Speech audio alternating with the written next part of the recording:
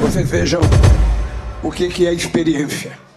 Eu já estava aqui em pé antes de me anunciar, porque eu já sabia que era a minha vez. Porque depois do governador, normalmente sou eu que falo. Olha, eu quero primeiro dizer para vocês da alegria profunda de retornar ao Rio Grande do Sul e retornar a esse complexo de saúde, exemplo do nosso país. Quero cumprimentar o nosso doutor Gilberto Barrichello, porque o Barrichello não tem nada a ver com o Barrichello da corrida, porque aquele era devagar, mas você é muito rápido. Você é muito rápido, Deus me livre.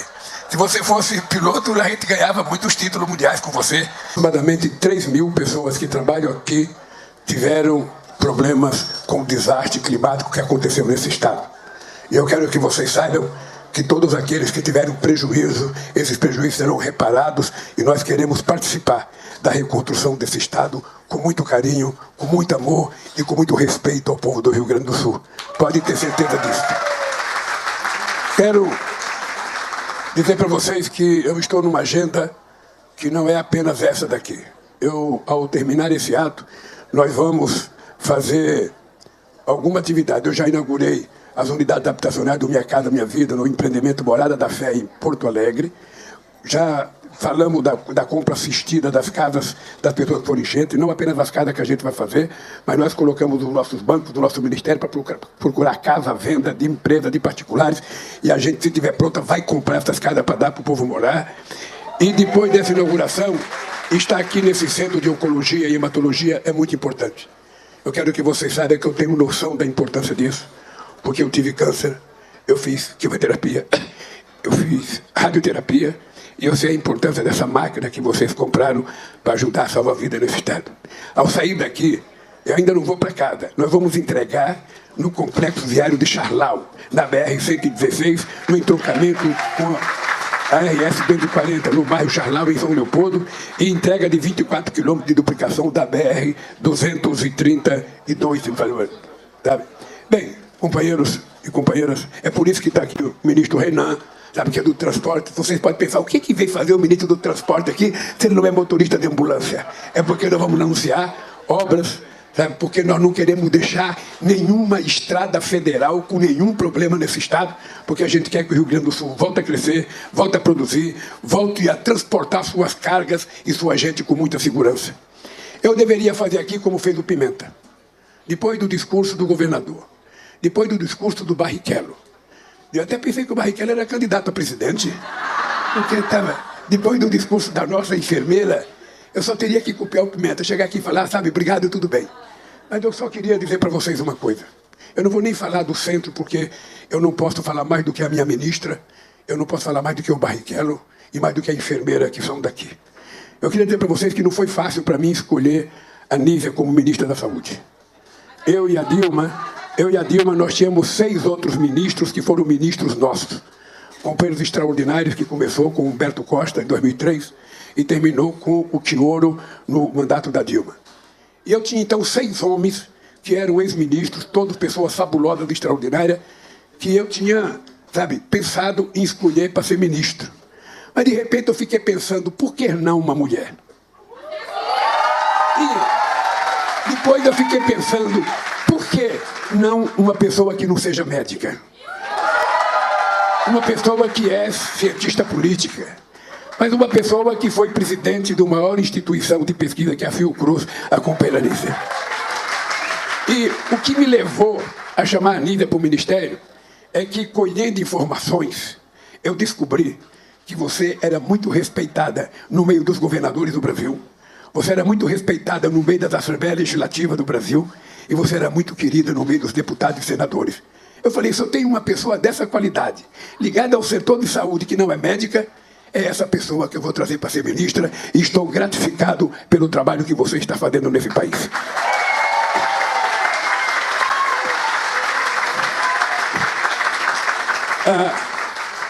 Companheiros e companheiras, eu fiquei feliz com o teu discurso, Barrichello, porque não é que você precisa de agradecimento, é porque você precisa, de vez em quando, não esquecer quem é que fez o quê em cada lugar desse país.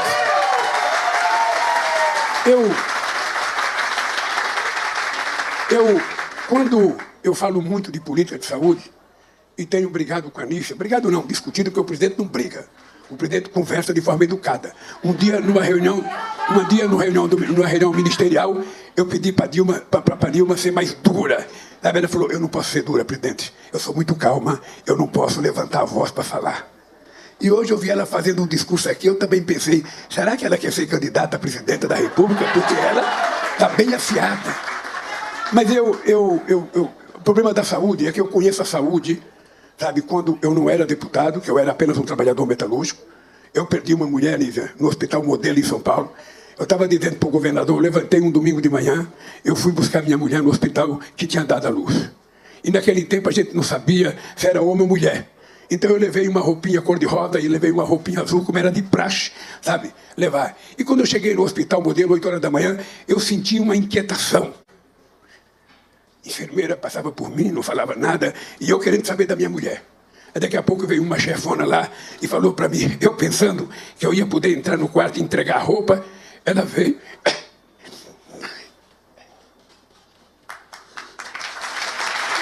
Ela veio me dizer que tinha morrido a mulher e a criança. Isso foi a primeira certeza que eu tinha que neste país as pessoas não são tratadas em igualdade de condições. Eu tinha certeza que ela tinha morrido por descaso. Eu tinha certeza que ela não tinha tido um tratamento, porque normalmente as pessoas não tratam bem as pessoas dependendo do jeito da pessoa. Eu, quando perdi esse dedo aqui, eu perdi 2 horas da manhã. Eu fui no hospital, o médico poderia ter sido mais delicado comigo e deixado um cotozinho para eu coçar o ouvido.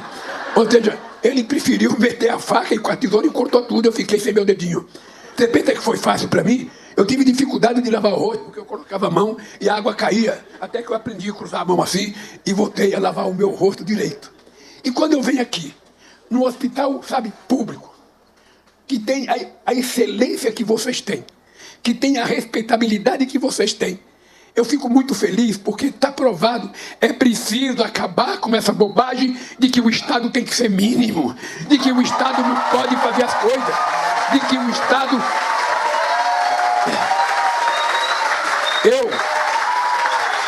Eu sofri com o SUS durante muitos anos, porque fui deputado constituinte junto com o Olívio Dutra. Depois fui deputado com o Tasso, que assumiu o lugar do Olívio Dutra, que foi candidato a prefeito aqui, e nós aprovamos o SUS. Depois que a gente aprovou o SUS, eu nunca vi alguém apanhar tanto, parecia uma criança, sabe, apanhando, os pais nervosos, a iniciativa privada criticava o SUS, a empresa criticava o SUS, o SUS podia atender 1000 pessoas, salvar 1000 vidas, mas se uma morresse, o SUS era criticado, o atendimento não prestava, não tem das contas, tal. 20 anos, até que veio a pandemia. E na pandemia, se não fosse o SUS, a gente teria tido uma desgraça muito maior do que... A pandemia permitiu ao SUS o direito de se recuperar, graças aos médicos do SUS, às enfermeiras e os enfermeiros do SUS, aos funcionários técnicos do SUS, que muitos perderam a vida, dedicando 24 horas do seu dia para salvar a vida de pessoas, no momento em que esse país tinha um presidente irresponsável, que é um dos responsáveis pela morte de parte da metade das pessoas que morreram. Porque um presidente da República, ele não tem que ser médico para saber de saúde. Ele não tem que ser economista para saber de economia. Ele só tem que saber montar um time. Se ele tivesse criado um escritório de emergência, um conselho, e se tivesse colocado o pessoal que entende de saúde para discutir como fazer, se ele não se metesse a receitar cloroquina, mas receitar a vacina, a gente teria salvado pelo menos metade das pessoas que morreram neste país, sem necessidade de morrer. Então eu fico, Barrichello, emocionado quando eu venho aqui e vejo que é possível. O Estado não tem que ser mínimo, o Estado não tem que ser máximo, o Estado tem que ser Estado. Ele tem que dar igualdade de tratamento a todos os seus filhos. Não tem sentido uma pessoa pobre do SUS entrar pelo porão e uma pessoa rica entrar pelo elevador. Não tem sentido. Em se tratando de saúde, a gente também não pode utilizar a palavra gasto. Saúde é investimento em salvar a vida nesse país. Por isso eu tenho muito orgulho. E eu tenho insistido com a companheira Nívia. Cadê os meus companheiros, sabe, especialistas? Por quê, gente? Porque o grande problema da saúde hoje é que a gente vai numa UPA, a gente vai no UBS, você tem o primeiro atendimento.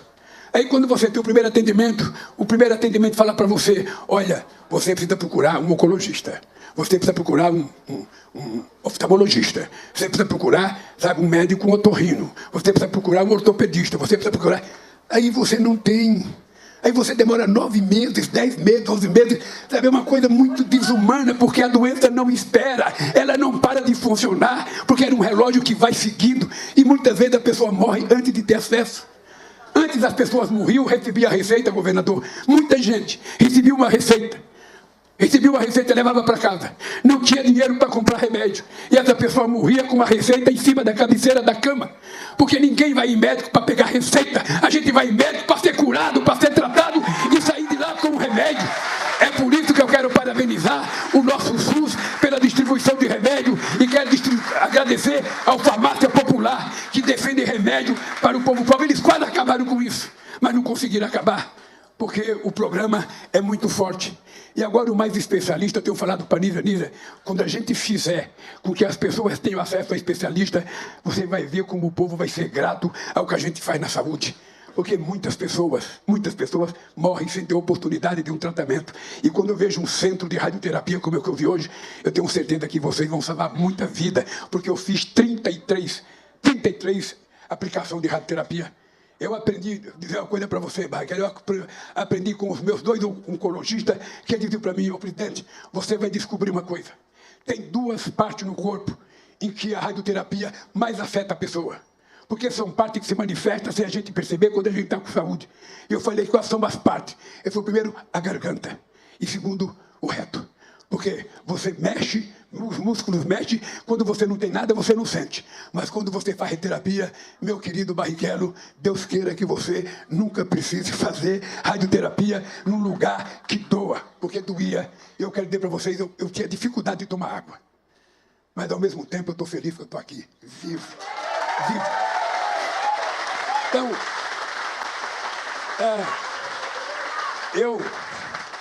uma das razões pelas quais eu quis ser candidato pela 3ª vez é porque eu queria provar que o país tem jeito. Eu queria provar mais uma vez. Eu já tinha provado uma vez. Tem 2 coisas que é uma marca que você não pode esquecer. O mais médico, quando nós voltamos, tinha só 12 mil médicos nesse país. Hoje já são 25 mil médicos. Já são 25 mil espalhados. E é pouco diante da necessidade das pessoas. É pouco. Mas vocês estão lembrados, quando eu deixei a presidência, esse país vendia 3.800.000 carros por ano. Quando eu voltei 15 anos depois, esse país só vendia 1.800.000. Aonde é que foi os trabalhadores que produziam os outros 1.800.000? Ficaram desempregados. Porque nesse país, muita gente que governa o país não vê o povo mais humilde. O povo mais humilde é invisível. O trabalhador é invisível. As pessoas andam de nariz empinado e só olham para cima. E é importante, de vez em quando, você olhar para baixo. Porque lá embaixo é que está aqueles que trabalham, aqueles que produzem riqueza, aqueles que fazem o PIB crescer, aqueles que estão na enfermaria, aqueles que estão na sala de cirurgia, aqueles que se sujam de sangue, aqueles que choram a morte de um paciente. Porque quando entra uma pessoa no hospital para se tratar, a gente não vê se ele é negro, se ele é branco, se ele é alto, se ele é gordo, se ele é bonito ou se ele é feio. A gente vê um ser humano entrando para ser tratado e tem que ser tratado com respeito. Tem que ser tratado com fraternidade e tem que ter muita solidariedade. Porque eu digo, Nízia, que o tratamento num quarto hospitalar, o tratamento numa enfermaria do hospital, o tratamento generoso e carinhoso é metade da cura. Porque quando a gente entra doente, a gente entra fragilizado, a gente entra muito frágil. Você não tem noção do que é um homem que você pensa que é um brutamonte. Quando ele entra deitado lá, que ele começa a mostrar que nós somos insignificantes e que, portanto, a gente não tem que ser arrogante, a gente tem que ser humilde, a gente tem que ser solidário, a gente tem que estender a mão para a pessoa. Eu voltei para provar isso. Eu voltei para provar que esse país só vai dar certo quando for governado por gente que tenha coração, que tenha sentimento, que seja humanista, que goste de gente, que goste das pessoas.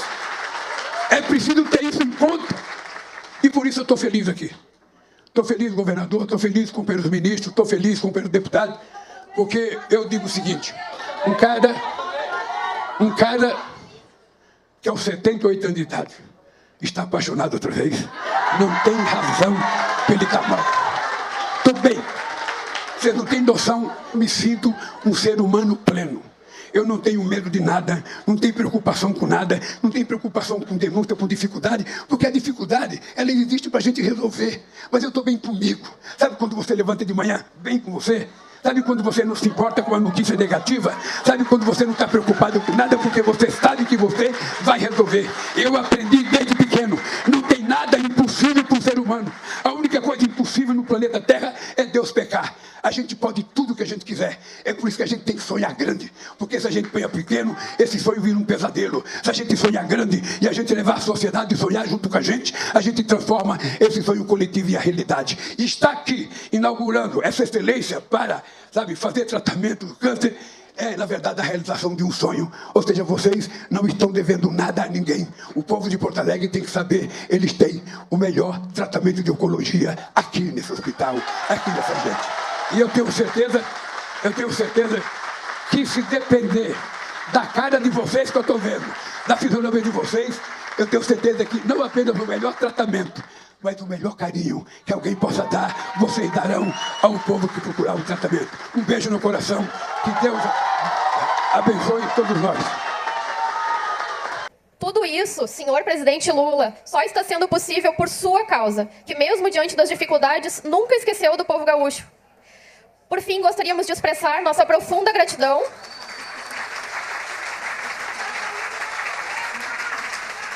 e dizer que com seu exemplo de determinação e compromisso inabalável, podemos superar juntos quaisquer desafios. O seu retorno à presidência é uma prova de que a democracia e a vontade do povo prevalecem.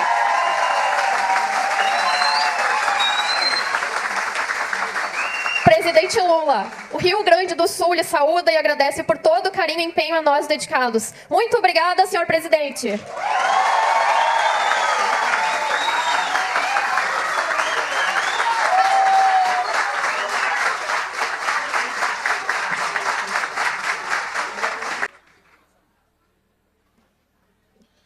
Pessoal, agradeço a gentileza e do convite para falar aqui, mas como eu estou aqui toda hora, eu vou abrir mão do meu tempo para o presidente Lula poder falar mais na hora que ele for falar.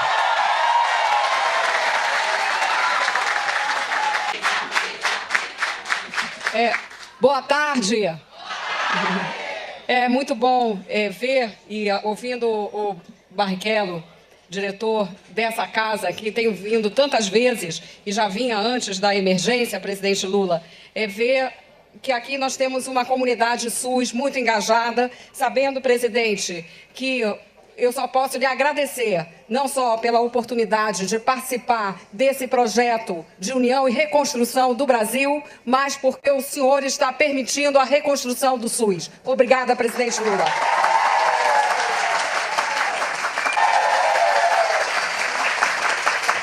Quero cumprimentar também de uma forma muito carinhosa o governador, permita-me chamar assim, ex-governador, eu acho que é sempre um título não muito bom, então o governador Olívio Dutra.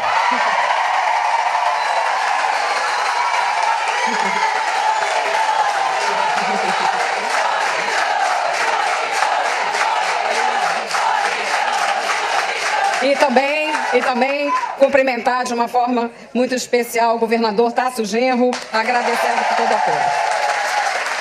Em nome dos ministros Paulo Pimenta e Rui Costa, pelo papel de Paulo Pimenta nessa reconstrução, no apoio à reconstrução, que é um trabalho de muitas mãos, e o governo federal tem reiterado isso, e o presidente Lula reiterou também esse ponto. E quero também aqui cumprimentar o ministro Rui Costa, que como ministro da Casa Civil coordena todo o esforço, não só frente à emergência, mas de todo esse grande programa de união e reconstrução, que para a saúde, como o presidente Lula bem colocou no balanço de 1 ano e meio de governo, um dos pontos centrais é a reconstrução do SUS.